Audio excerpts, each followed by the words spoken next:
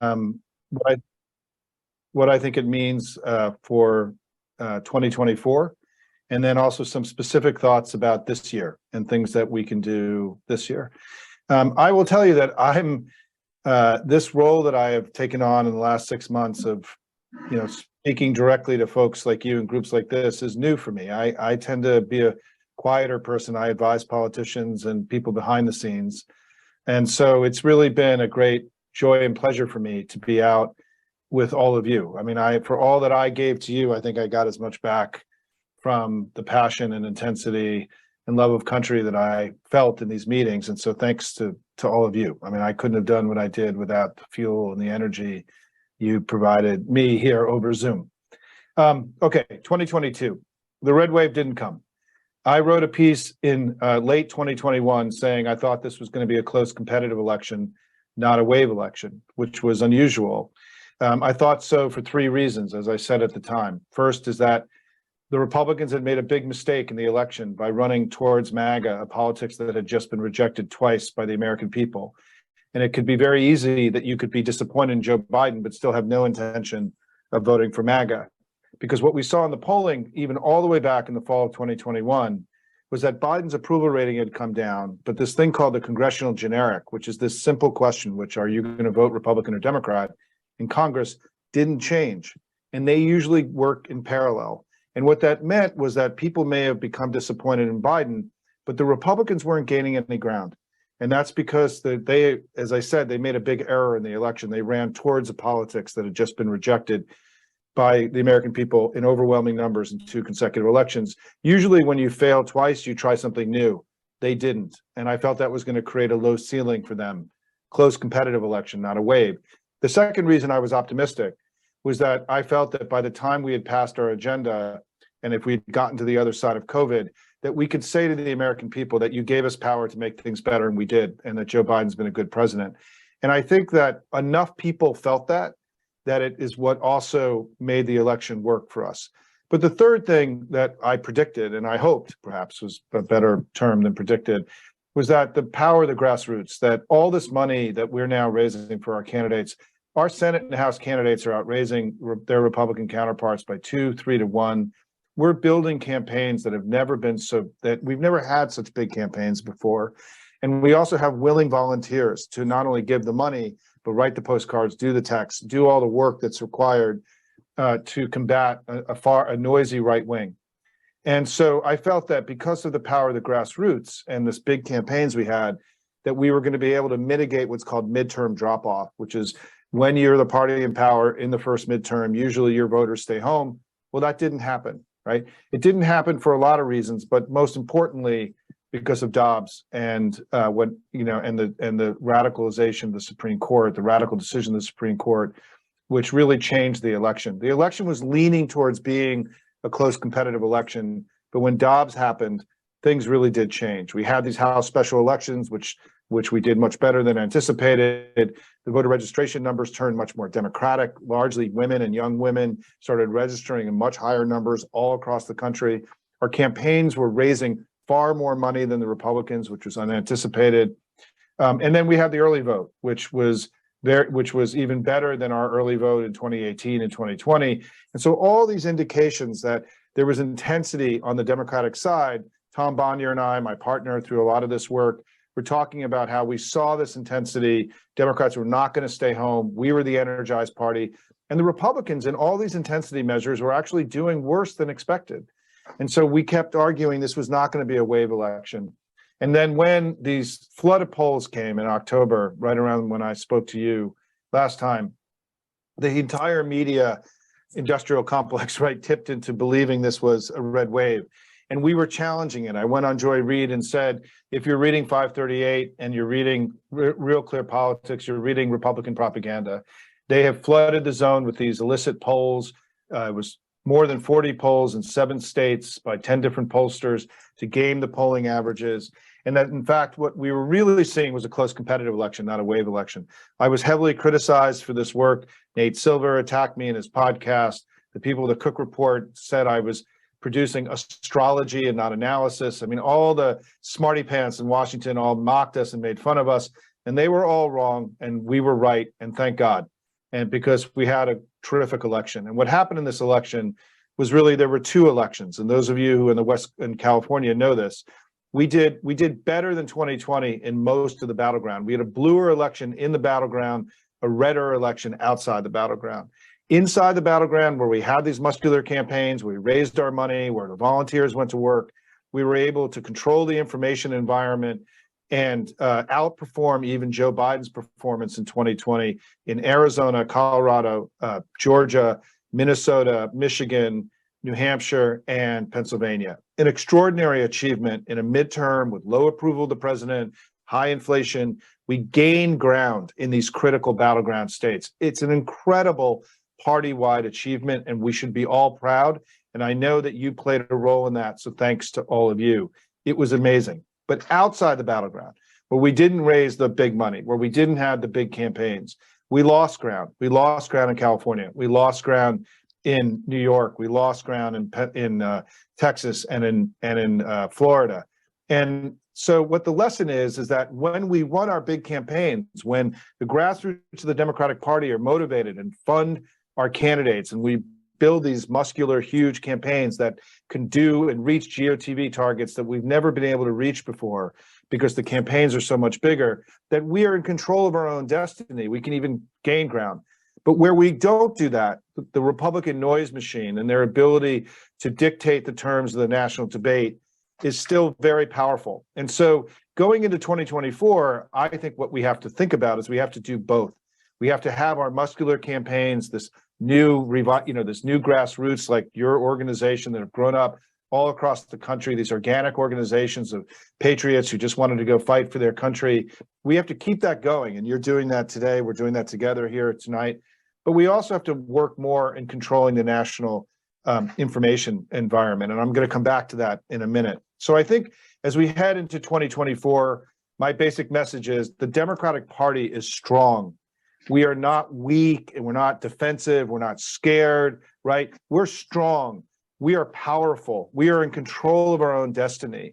If Joe Biden runs for re-election, I think he will win. If he doesn't run for re-election, I think we'll have a vigorous primary and we'll still win, because the next generation of Democrats that are coming up are in some ways the best next generation that we've ever had. I know this from having been in this business a long time. I've met many of them. I helped Gavin Newsom get elected mayor of San Francisco 20 years ago now. But if you look at our next generation, Gavin Newsom, Jared Polis, right, Adam Schiff, Cory Booker, Gretchen Whitmer, make your own list of people. It's Hakeem Jeffries now, who's asserting himself as a powerful new voice in our family. We are strong. And this generational turn that Nancy Pelosi began so elegantly by passing the baton to this next generation is the beginning of we're starting to see now the party of the Clintons and Bernie Sanders and Joe Biden is beginning to give way to this next generation. I want all of you to feel confident that that generational transition is going to be successful. I certainly am confident, and I think just the example of Pelosi to Hakeem Jeffries should inspire us that we are understanding the necessity of this generational transition, and we're prepared for it. The second thing is that Joe Biden has been a good president. And he will be a good candidate for re-election, and we should be able to run on the accomplishments of his presidency and win. We can't, the carping and the backbiting and the sort of loss of confidence that was so endemic in our family, and one of the main reasons that I went out among the grassroots to say, hey, we got a shot, we're doing better than you understand. We lost our confidence in 2022 a little bit. We can't ever do that again. It's a luxury that we don't have. We're up against MAGA. We've got to bring it every day and make sure that we're doing everything we can. And remember that we're strong, right? We are not weak. We're not divided. We're strong and united. They're weak. They're divided. We govern well. They're MAGA, right? All these comparisons, we are better than they are, right? And we have to remember that. Finally, is that I'd rather be us than them in every possible way, right? Our campaigns are better, our next generation is better, our values are better, our governing history and agenda are better. And I have this one stat, I do this presentation called With Democrats, Things Get Better, that I encourage all of you to watch because it's full of economic data. And one of the core slides in the deck shows that since 1989, Democrats, there have been 47 million jobs created in America. 45 million of those have been created under Democratic presidents, basically all of them. So it's not even a close call in which party has done good for America, left America better than they found it. We've been the good party moving America forward. They've been a party that brought 3 consecutive recessions, now an unprecedented extremism into our politics. And don't be fooled for a second. Ron DeSantis is every bit as MAGA as Donald Trump. They are going to have a very hard time in 2024 creating any distance from MAGA. And in the battleground states, there's been now 3 consecutive elections where people there have voted against MAGA. There's muscle memory in those states that will be very difficult for the Republicans to overcome. Finally, this year, it is critical in my mind that the Democratic Party win the big economic debate that we're about to have with MAGA and the Republicans. The Republicans are going to force a big economic and fiscal conversation. We are, if you look at polling, despite the fact that we have brought about all the jobs that have been created, we've been far better at managing the economy. When Democrats have been in power since 1989, we've had growth, lower deficits, and progress. When Republicans have been in power, we've had recession, spiraling deficits, decline. We have to establish that fundamental contrast in people's minds this year. We have to go on offense on the economy. We have to win the debate. Despite all that we've done on economic issues over the last 35 years, the Republicans still have an advantage over us on the economy. We can't do what we want to do as a national party if we're not winning the economic debate. This is a huge collective strategic priority. I am producing a mountain of economic data for all of you to use in your talking points with your friends, right? And what I want to just ask you to do is to become not only a texter for democracy, a postcard writer for democracy, a door knocker for democracy. I want you to be an information warrior for democracy. The Republicans are louder than we are. This is what I talked about earlier. Their noise machine can take ridiculous things like fentanyl and Halloween candy and turn it into a national discussion. We have to become louder. One of the ways you're loud is through all the conventional ways that we do our grassroots organizing, giving money and all the things I mentioned. But there's one more thing we need to do.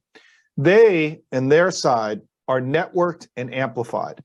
When Fox News releases a clip, it goes out to 1 million people. Those 1 million people then send it to their social networks, and it gets reinforced and it reaches tens of millions of people every day. We don't have an analogous system like that on our side. We are not networked and amplified. I'm going to work very hard to try to make sure that we are. But what I'm asking you to do is not wait. There's no reason for you to wait for the National Party or the Biden campaign to give you permission to be an information warrior for democracy. You can do it right now. Start to learn and study the information. Share it with your networks and your friends. Be loud, but not annoying, right? That's really important, right? And when we do this work, you all know this as being grassroots people, right? You have to be, gentle and persuasive and loving and bringing people along. But we commit to me, if you do one thing for the national enterprise this year, be part of this debate about the economy. We have an incredibly strong track record. We shouldn't be losing the debate to these guys. If you want to win in 2024, the most important thing we can do this year is get to a positive place on the economy, and then we'll be going into 2024 in far stronger shape than we are, even as strong as we are today. So those are my thoughts, everybody. I just want to say one final thing, that in my journey that I've been on and working with groups like yours all across the country, I've become very convinced that one of the designs and strategies of Greater MAGA is to produce a relentless amount of negative sentiment into our discourse. They want us to feel bad about ourselves, each other, our country, our leaders, democracy, the United States, everything. They want us to feel bad about everything, right? And I think that got to us a little bit in 2022. I think we did feel bad. I think we have to become more conscious every day about answering their negative sentiment with positive sentiment by putting more positive sentiment in that discourse. When you're about to send off that email to your 20 friends that you talk to about politics, have more of them be positive and sharing positive information and good news rather than always freaking out about all the crazy stuff that they do. We have to stop talking about them as much as we do. We have to talk more about us. It's critical that we put more positive sentiment into our discourse. We can do this. Democrats are at our best when we're optimists and we believe tomorrow will be better than yesterday. It's our superpower, right? We have to get reacquainted to that superpower as we head into this next election. And then remember, if I can leave you with one overarching theme of this presentation and this discussion is I'd much rather be us than them as we head into the next election. Thanks, everybody, very much. Those are some thoughts. Excited for your questions. Thank you. Simon, you are such an amazing, we consider you a partner and inspiration to organizations like ours that you do. I know that your family misses you, but a message from us to them is that this is really important work. I love so many of your concepts. Can't wait to see your when Democrats govern, things get better. I hope that you will. If you can give us the link for that, that would be great. I'll do it. Send it to me afterward, and we'll broadcast it along with all the other information of the great things your organization is doing. There's a lot of great links and informational centers that you can follow up with Simon. And so we'll be sending that out to all of you afterward as well. Obviously, we still have a lot more to do, but I'm so sorry. proud of this. Hold on, sorry. The contrast between It started playing. Okay, What go happened? ahead. Okay. No, my presentation started playing and it got into my ear. Okay. Okay, great. The other thing that, so we have a ton of questions coming. So as Simon told us before, this is his favorite part. So we're not going to overwhelm him. We're going to make him feel loved. So Charlie, you want to get us started?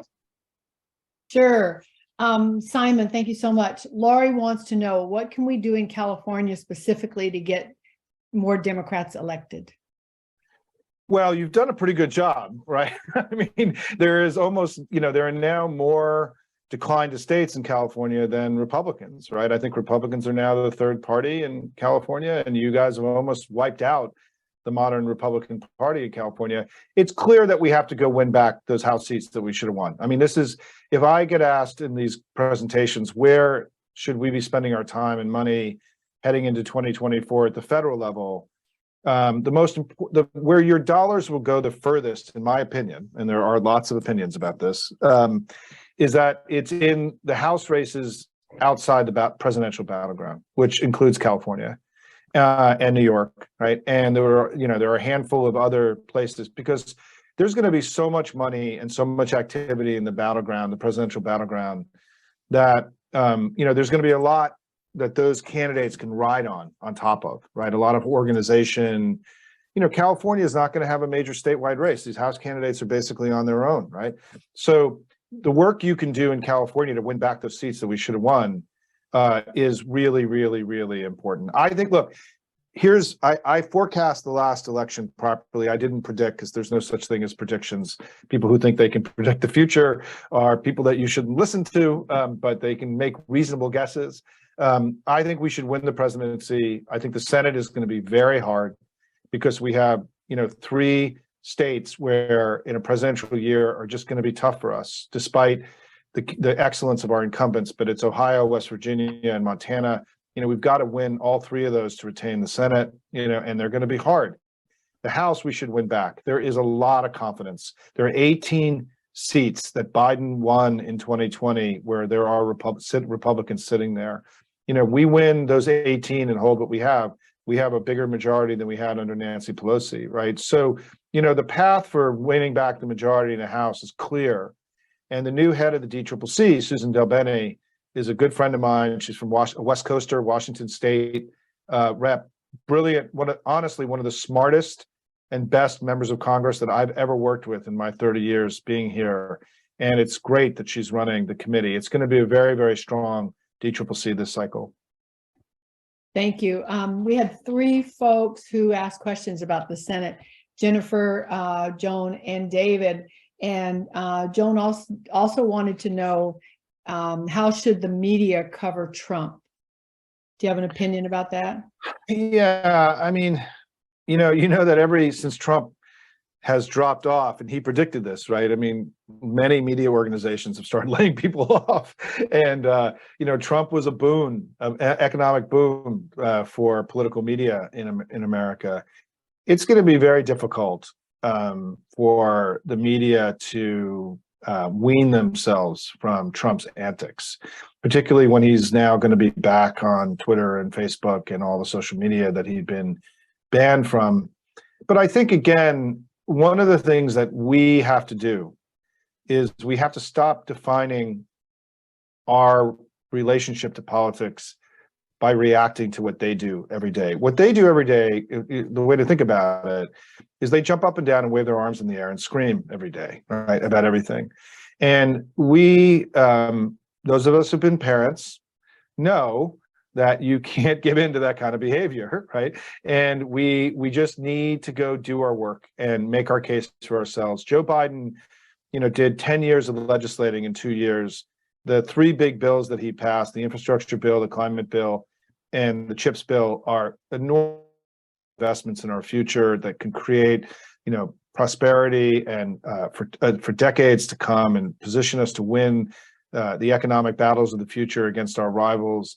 We need to learn about those bills. We need to sell them to our peers, because as we know from polling, nobody has any idea about what Joe Biden did over the last 2 years. The lack of knowledge and understanding of the Democrats and our achievements is significant. And that's why the work that you do in joining me and being an info warrior for democracy and spreading the good news of what we've done, it's really, really important. That's, to me, the biggest job in 2023. In 2024, we start doing more traditional political work. But this year, I hope that you will become, learn the economic data, study the stuff that I do. Center for American Progress puts out a lot of good stuff. The White House is producing far more easily accessible economic data. They use a bunch of my charts from the deck that you see. If you watch what the White House is doing, they've just taken a bunch of my stuff and they use it all the time. I work very closely with the White House to help them sell their economic achievements in a more powerful way. So I think that's the most important thing. We have to do a better job at ignoring them. The opposite of love isn't hate, it's indifference. We have to practice that more effectively as Democrats. Thank you. So helpful. Lori also wants to know about gerrymandering, that it's so huge in the red states. And she's wondering if there's something that we can do to encourage independent citizens commissions and our ranked choice voting. It's a great question. And I don't know that there's going to be a lot we can do in the next 2 years, other than the fact that there will be redistricting because of court decisions. And I actually haven't gotten up to speed on this, so I know this conceptually, but I don't know the details. There's a possibility the House could flip back to the Democrats in this election cycle based on what happens in the redistricting. It's still very uncertain. The courts, courts are tough for us. The Supreme Court has created kind of crazy orientation towards the election law in the United States. But we shouldn't be as spooked by redistricting as we are as Democrats. I think that yes, we have to win 53% of the vote to win. And that's just the way it's going to be. And part of that has to do, without boring the heck out of everybody, is basically a system that is where you have direct proportional representation will always favor small states and rural areas. It's just a reality that in another conversation, I can walk you through the math behind it. But it's our cross to bear, and in the party, that we are going to have to start, and I'm going to be doing work in the next few months, starting to introduce a concept about what I call the Get to 55 project, which is how do we get to 55% nationally and really break the hold of MAGA over the Republican Party. I think there are 4 pillars to that. I'm not going to give away, I'm still working on this, but look for it. And it's probably 6 weeks away, 8 weeks away from being, but not much further than that. The other thing is that Tom Bonnier and I just had a long talk with Tom today. I did a lot of my analytical work this cycle with Tom from Target Smart. We're going to be starting to release some analysis of the election data from 2022 in March. The reason why I've been a little bit slow is that because, as I said earlier, I don't think this was not a nationalized election. There were at least 2 elections. And so it means the data, the national data, is not as descriptive as it normally is. You have to go into the states. You've got to look at the state data. And so what's happening is the states are releasing what's called the official vote history, where we get to see how, who voted by name, right? By name. And we can look at that. And Tom and I are going to be able to do much more granular analysis through his firm, Target Smart, of what happened in Arizona and Georgia and Minnesota and Michigan, and also what happened in California, right? Where we had a disappointing election. And that's going to be coming out in the spring as well. And we'll be, you'll get lots of notices about that because we're going to be very loud about that analysis when it happens. Thank you so much. David asks, are you concerned about the risk of an Article 5 convention with only 6 states away? I'm not sure I know what that is. Explain that to me. What's an Article 5 convention? Maybe we can come back to that one because Okay. If he can type into the box, I'm not sure I know what that is. David, if you would do that, yeah, please, thank you. Carol's asking, what are the top 5 polls that you pay attention to? It's a great question. I'm a nerd, so I read everything, right? And so, but I really like a polling outfit called Navigator. Navigator is a consortium of center-left organizations who poll every 2 weeks, and they produce really easy-to-read graphics. They release a poll every 2 weeks. They often, if you can subscribe to their email, it's called Navigator Research. It's not a firm; it's a consortium. I use their stuff a lot. I really like their stuff, and also it's consistent over time, and you can go back and look at older stuff. So for those of us who need to compare stuff over time, the media polls are all, the media polls, by the way, this last cycle, I will say, in the battle in the red wave, the media polls actually did a pretty good job this cycle. The problem wasn't in the polling, it was in the analysis of the polling. And the media polls actually held up pretty well. They're just, if you haven't read, the New York Times on December 31st wrote an above the fold front page story basically about my battle against the red wave. And it was a really exhaustive piece that they worked on for 6 weeks. And it's an incredible piece of reporting by the New York Times. I learned a lot. Mitch McConnell's chief strategist validated a lot of the arguments that I was making about the election. And one of the things they talk about is how what's happening is that the response rate in polling is getting so low that to get a good sample, it's becoming very expensive. And so basically there's a lot less quality polling than there used to be, which is why we got pushed around by this low quality partisan polling this cycle, which was something that really just wasn't possible in the past. But there's a real crisis. The crisis in polling is that it's just getting really expensive to do good polling. So we're getting less of it. So we have less information. And so I like the NBC poll. I like, I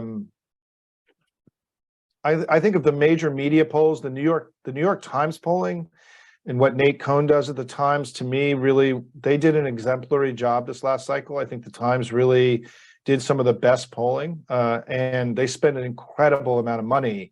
So they don't do a lot of polling. They did 4 House races, right? But their polling in the House races 2 weeks out was pretty accurate.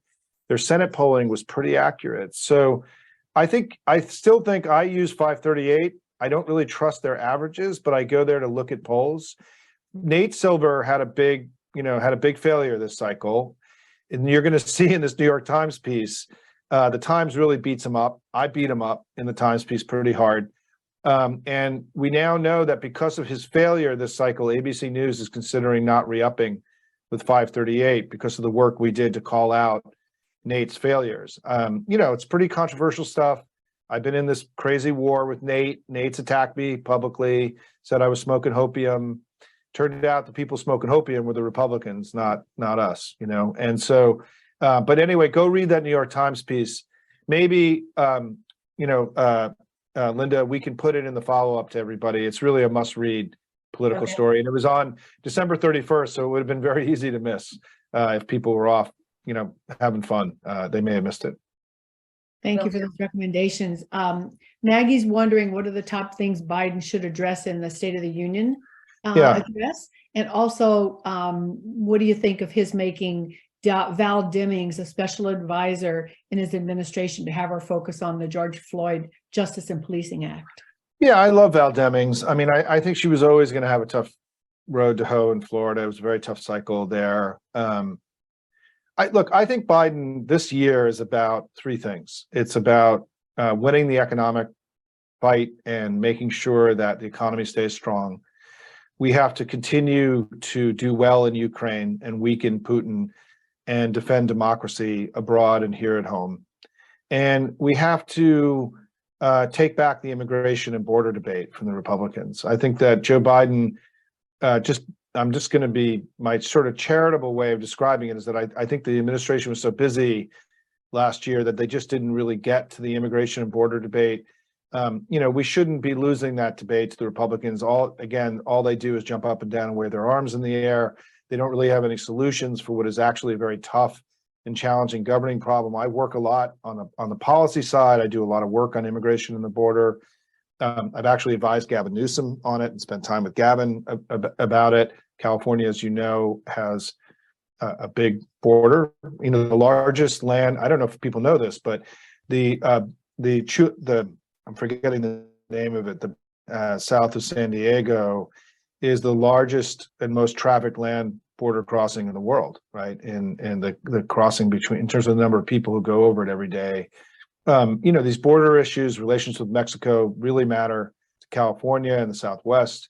And so I think we've got to go on offense on these issues and really prevent the Republicans from running up the score on an issue that we should be owning as a party. We shouldn't have any fear about running towards immigration. The country has basically decided that immigration is a net positive, that the growing diversity of the country is a net positive. There's a small minority, very vocal, powerful minority that doesn't agree. But as you know, we had that debate in California. And that debate is what turned California into a blue state, right? I mean, Pete Wilson's demonization of immigrants in the 1990s is what opened is what really turned California from a state that had produced very powerful Republican leaders. That was Nixon and Reagan, the place that was the birthplace of the modern anti-tax and you could argue that the entire modern conservative movement really grew out of California. And that state is now the progressive bastion that it is to a great degree because of what happened with immigration. So we have nothing to fear from this debate. The country's with us. Even in the exit polls in this election, there was a basic question, which is immigration basically a net positive or a net negative? It was 53-39 in a midterm electorate, which was much more Republican than the normal, general election. So, we shouldn't fear this debate, and we need to lean into it hard and win it against the Republicans. Thank you. Nadine wants to know about the grassroots efforts that were garnered in California and how much money was spent. Do we have data on that in California? And was an issue that not enough money was spent on those races? I think my internet's being a little problematic here. Hold on a second. Okay. I don't really have, I think my answer is, I don't think it was a money. I think that, here's what I'll tell you, right? If this issue of the red wave, the false red wave that happened in the final 3 weeks or month of the election, this was a creation by the Republican Party.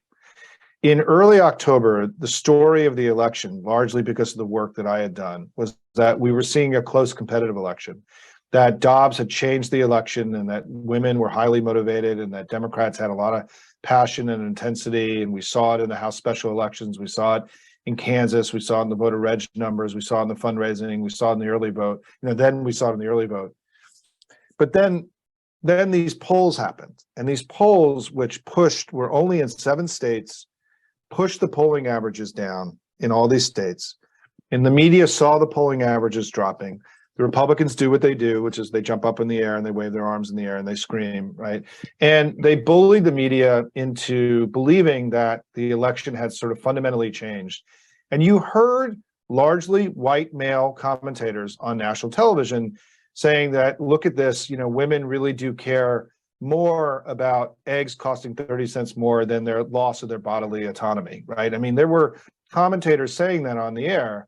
And I believe this is an opinion and not something that I know for a fact, that I think the money spent to create this false red wave came from anti-choice sources who didn't want the story of the election to be that the radicalization of the Supreme Court, this 50-year drive to end Roe, had backfired and turned a national uprising against the Republican Party, and that they needed to create a different story, that women weren't actually energized, they were deflated by inflation. How fucking insulting was all of that talk that we heard coming in the national media? Because to believe a red wave was coming, you had to believe that women didn't care about the ending of Roe, right? And so I think that, to me, there were dark forces at work here.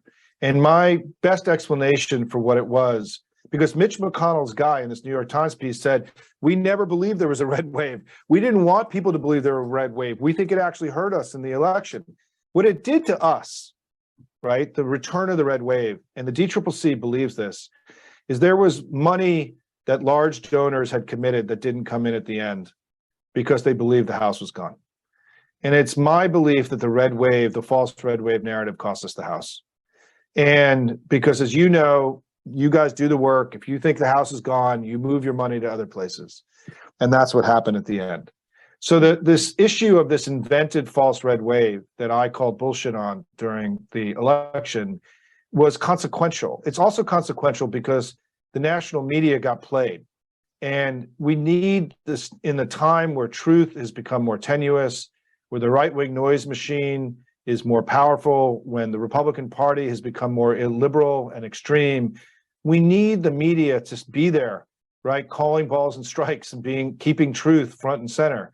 When the entire national media can get played by, 40 polls in 7 states, it was a bad moment for our democracy and for the performance of our national media. And so it's one of the reasons why I'm trying to write a book about this. I have an agent and I'm in the final stages of my book proposal. I'm pretty confident we're going to be able to sell it. I want to tell the story about what I learned during this election. I'm a former TV producer and writer. I worked for ABC News as a young guy. So I grew up in this business. And there was perhaps the greatest media failure covering American politics that we've ever seen in the last year. And as you've noticed, the media is not being very self-reflective about this, right? Well, we have to do that for them and help them understand their failures, because we have to make sure it never happens again. Thank you. Judith has a question that kind of ties into what you're just saying about how our messaging as Democrats, she's concerned about the right-wing messaging because it's everywhere. And do you have any ideas how we specifically as individuals can combat cities? So let me tell you a story. So I worked in the war room for Bill Clinton in 1992. I'm in the movie, if you've ever seen it. I was very young and a lot thinner than I am now. And but I worked in the war room. And what the war room was a way of trying to win the information war every day. It was a different way of organizing a presidential campaign, recognizing that national media was changing, and that we needed to run a campaign differently to win the war, in essence, the information war every day. But what the war room was 25 people in a room run by James Carville and George Stephanopoulos, and Tony Blinken, by the way, was in the war room and was part of all this, the Secretary of State, and we sat around we were in one room and we ran the campaign out of that one room. The way to think about the war room today is that we have to be 4 million people going to work. And if you, as one of those 4 million people, can reach 10 people, right, in your network, and 4 million people do that every day, we're reaching 40 million people. The war room is now us. We're the war room. All of us are the war room. And we all have to get louder, amplify. We have to get networked, louder, and amplify the messages coming from the national party. And even if you just reach 10 people, and our networks don't, somebody raised this in the chat, we don't all talk just to Democrats, right? And we also know that the way to think about this is, let me try to explain this from a communication standpoint.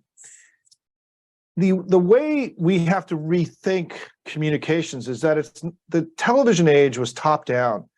Your job was to be a couch potato, right? To sit on a couch, consume information. The digital age, you're an amplifier. You touch something, you can spread it through your networks. It's a completely different form of communications, right? The Republicans are networked and amplified. Trump did that. Trump understood this, right? He understood this. We aren't. And so one of the things that all of these groups that you're all part of, right? And there are hundreds of them that have sprung up all over the country. It's the most, in some ways, to me, it's one of the most exciting things that's happening in the Democratic Party, is these self-organized groups that are creating community, lowering the barrier to entry for regular people to get involved in politics, doing it with like-minded friends, feeling like they've made a difference. This is one of the reasons I'm so optimistic. This is a huge new strategic advantage that we have over the Republicans. They don't have this, right? We have this. We have all of you, and all of you have made us much stronger than we were before. And so thank you. But one of the things we all have to do now is we have to take ownership of the national discourse and not feel that it's somebody else's job. It's so amazing to me how many people say, well, you guys, the National Democratic Party, you suck at messaging. Well, don't wait for them, right? That's not what the information age is about. The digital age is about. Do your part as a big citizen, as a proud patriot, as someone who loves your country. Help your peers and colleagues become better informed. And I think that together, the 4 million of us that give money and write the postcards and do the work, we can be louder than them if we choose to be. And I think that's one of my great hopes for us in the next 12 months. Simon, thank you. I want to be sensitive to Simon's time. Simon, because he has, as last time, I don't know if you remember, but Simon came to us outside his daughter's school. I think it was a middle school. She was in 8th grade, in his car and in the dark. So I want to be sensitive. He's a great family man, incredible strategist. Your communication is just over the top, and you have given us so much to think about. You've inspired us, and we're going to be looking to you about how to take control of the national narrative. We will do our part, but we might need some more guidance and help and inspiration from you in doing it. So if you didn't get your question answered, we'll go through everything in the chat. And if Simon agrees, I'm sure he will, because he's just the kindest and most giving man. If it's a question that we didn't get answered, we'll shoot him an email, and in his time, when he has some relaxing moment, he'll respond to us, hopefully. Linda, can I make one last comment? Of course. So in my With Democrats Things Get Better presentation, which I hope all of you will watch and then share it through all of your networks, because it's an inspiring, I hope it's an inspiring message about the Democratic Party. Here's how I close it, right? It's a spoiler alert here for you Californians, right?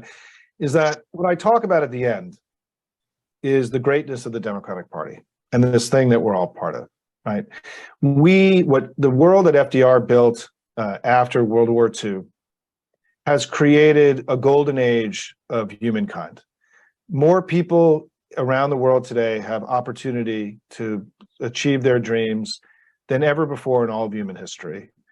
Women and people of color have opportunities that are unprecedented and have no analog throughout all of our history today. And this world that we built, that our party built, that our party imagined and built, has created the greatest time to be alive in all of human history. We did that. Our party did that. We are the children of FDR and that party. And that work that we did to create this golden age should, I hope, inspire you in the work that we have in front of us. Because what the war in Ukraine is really about is to tear that world down. And I just want you to be aware that if you look back at all of human history, no organized group of people has done more good for more people than the Democratic Party. That's what we're part of. We have enormous obligations to make sure that world that we built is there for our kids and our grandkids, because it's the greatest gift that any group of people have ever given to the people of the world, I think, in all of human history. The stakes are high. You guys are doing your part. I'm here with you at every step of the way. Just let me know what I can do. And thank you for what you do. Take care, everybody. See you later.